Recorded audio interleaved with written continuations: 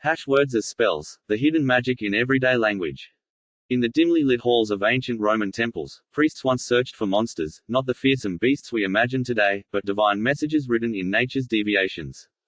These monstra were cosmic demonstrations, supernatural powerpoints from the gods themselves. This etymological connection between monster and demonstrate, both children of Latin, monstrare, to show, opens a doorway into a deeper understanding of how language itself has always danced on the border between the mundane and the magical. Consider the quiet spell you cast each time you write a letter. The very act of spelling words shares its origin with magical spells, both stemming from Old English, spellion, to tell a story or speak words. When ancient scribes carefully spelled out their messages, they were engaging in a form of sympathetic magic, believing that properly arranged letters held power over reality itself. This belief persists in transformed ways. Legal documents must be spelled exactly right to hold power, and programmers know their code must be spelled perfectly to function.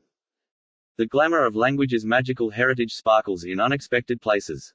The word glamour, itself, now associated with fashion and beauty, originated from Scottish gramarye, a term for magic and enchantment. When we speak of someone having charm, we echo ancient, Carmen, Latin for songs and incantations. Even in our most rational moments, we might find ourselves enthusiastic, etymologically, possessed by a god, from Greek, entheos. Language's power to shape reality hasn't diminished, it's merely transformed.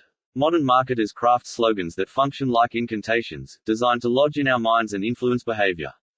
Politicians choose words with the same careful precision as ancient priests, knowing that the right phrase can enchant or enrage entire populations.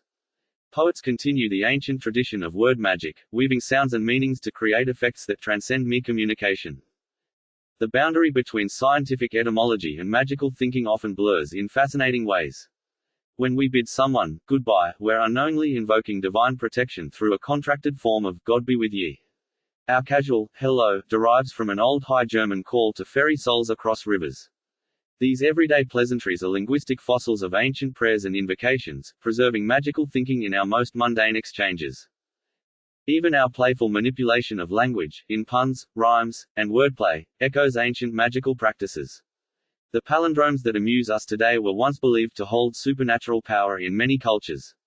Word squares, anagrams, and acrostics weren't just puzzles to the ancients, but tools for divination and protection. Today's crossword enthusiast might be surprised to learn they're engaging in a democratized form of what was once considered sacred wordcraft. The magic persists in professional spheres too. Doctors write prescriptions, literally, pre-writings, that transform ordinary substances into medicine through the power of authorized language. Judges pronounce sentences that can alter the course of lives. These modern word rituals carry the weight of ancient spells, their power derived from social rather than supernatural authority, but no less real in their effects. In computer programming, we find perhaps the most literal modern expression of language's power to affect reality. Here, properly spelled, code becomes pure action, words that directly shape and control our digital world.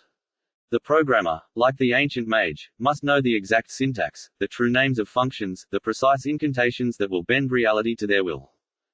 This interweaving of the magical and mundane in language reveals a profound truth about human consciousness. Our ability to shape reality has always been intimately tied to our ability to name and describe it.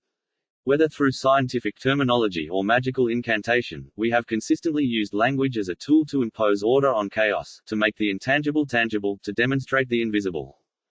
The study of etymology thus becomes more than academic curiosity, it becomes a form of linguistic archaeology, excavating layers of human thought and belief systems preserved in the amber of everyday words.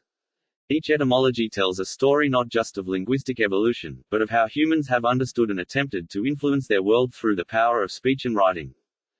As we navigate our modern world of hashtags and hyperlinks, we might reflect on how our ancestors would view our casual manipulation of these powerful symbols.